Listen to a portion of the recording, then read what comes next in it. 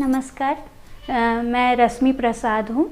अभी मेरा NIT राउरकेला में हुआ है, वहाँ पे मैंने इंटरव्यू दिया था ऑनलाइन और उसके बाद मेरा वहाँ चयन हुआ है एज असिस्टेंट प्रोफेसर।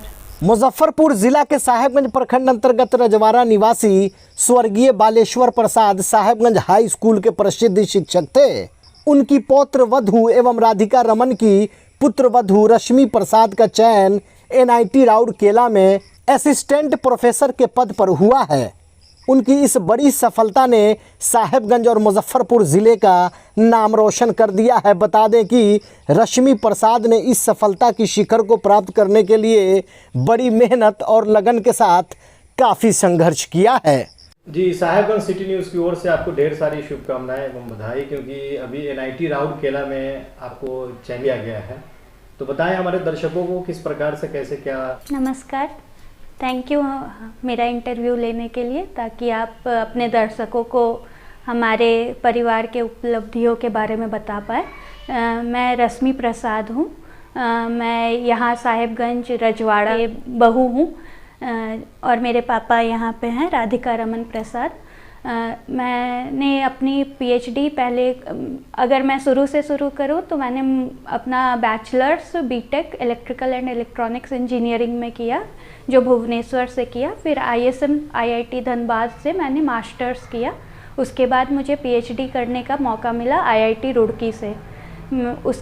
उसी दौरान मैंने डेनमार्क टेक्निकल यूनिवर्सिटी में गेस्ट रिसर्चर की तरह भी अपना एक्सपीरियंस गेन किया और उसके जस्ट बाद मेरा पोस्ट डॉक्टरेट में technical university of Delft the Netherland में हुआ। तो इस दौरान मुझे मुजफ्फरपुर इंस्टीट्यूट ऑफ टेक्नोलॉजी में भी चयन हुआ था असिस्टेंट प्रोफेसर के लिए, लेकिन मैं अपने रिसर्च को और आगे बढ़ाने के लिए फिर मैं टेक्निकल यूनिवर्सिटी डेल्फ्ट चली गई और फिर अभी मेरा NIT राउरकेला में हुआ है, वहाँ पे मैंने इंटरव्यू दिया था ऑनलाइन और उसके बाद मेरा वहाँ चयन हुआ है as assistant professor. PhD thesis जब मैंने लिखा था वो मेरा था कैसे इलेक्ट्रिसिटी में अगर हम लोग रिन्यूएबल को इंटीग्रेट कर रहे हैं, क्योंकि हमारा इलेक्ट्रिसिटी पूरा कोल बेस्ड है ज़्यादातर। तो अगर हम लोग विंड और सोलर पावर को इंक्लूड कर रहे हैं तो उसमें क्या क्या दिक्कतें आएंगी उसको लगाने में। और इस थीसिस के लिए, PhD के काम के लिए, वर्क के लिए मुझे ग्रिड इंडिया से अवार्ड मिला था, पोसोको अवार्ड, जो पूरे इंडिया में 15 रिसर्चर को मिलता है पावर ग्रिड पे जो काम करते हैं। तो पावर ग्रिड ने मुझे उसके लिए नॉमिनेट किया था और मुझे वो मिला था।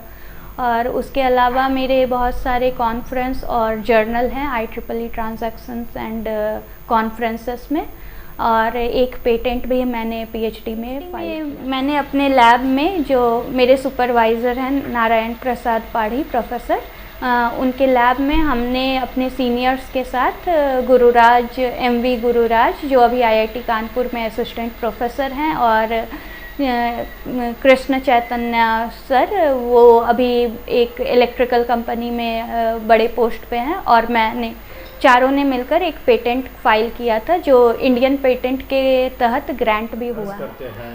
उनके लिए क्या संदेश रहेगा आपका, क्योंकि आप तो काफ़ी सफलता के इस मुकाम पर हैं, उन लोगों के लिए क्या कुछ कहेंगे आप? अभी मेरे पास 2 चीज़ है कहने को।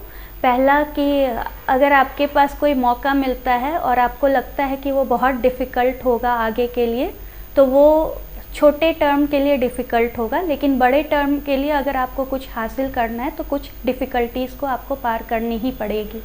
तो उस डिफ़िकल्टीज़ के बारे में ना सोचकर उस आगे के मुकाम के बारे में सोचकर आगे बढ़ना चाहिए, एक ये। और दूसरा कि फैमिली सपोर्ट बहुत ज़रूरी है। आप अपने फैमिली को साथ लेकर चलेंगे तो आपका हर कुछ आसान होता रहेगा, जो मुझे बहुत मिला है। अन्य क्षेत्रों में जो है सफलता प्राप्त करना चाहते हैं तो अक्सर उन लोगों को ये लगा रहता है कैसे पढ़ें, कितना देर पढ़ें, कैसे संघर्ष करें, क्या रूटीन बनाएं। इस पे सबसे बड़ा सुझाव तो कंसिस्टेंसी का होता है कि आप कितना डेडिकेटेड हैं आपको अपने लक्ष्य को प्राप्त करने के लिए, और उसके लिए आप कितना कंसिस्टेंट हैं, मतलब कितना लगातार आप संघर्ष करने के लिए तैयार हैं।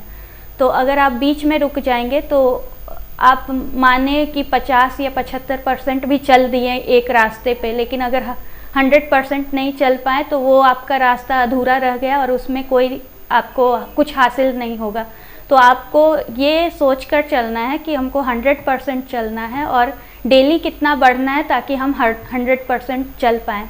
तो वो बहुत इम्पॉर्टेंट है कि आप अपने एम को ध्यान में रखें और आप कितना कंसिस्टेंटली उस पर काम करें। तो उसके लिए सबका अलग अलग नेचर होता है, तो उसी अकॉर्डिंग अपना प्लान बनाएं ताकि आप बीच में ना रुके और ना थके। जी, साहेबगंज के साथ साथ आपने ज़िला का भी नाम रोशन किया है, मुजफ्फरपुर का, उसके लिए हम आपको ढेर सारी बधाई देना चाहेंगे और बात करने के लिए धन्यवाद। थैंक यू सो जी, मच। बताइए कैसा लग रहा है, क्योंकि ये लोग जो है कि एक जगह पे चयनित होने के लिए काफ़ी संघर्ष करते हैं। आपकी पुत्र वधू पहले MIT में आई, फिर वहाँ से उन्होंने छोड़ा, फिर उसके बाद आगे की सफलता को, मुकाम को हासिल किया है। बताएं आपको कैसा लग रहा है, कैसा महसूस कर रहे हैं आप इस वक्त? मुझे बहुत खुशी है कि हमारे पुत्र वधू MIT पहले MIT में हुआ, उसके बाद NIT में, बहुत खुशी की बात है। और हमारे खुशी के अलावा प्रखंड और जिला स्तर पर इसने नाम रोशन किया, इसलिए मैं बधाई देता हूँ अपने पुत्र वधू को।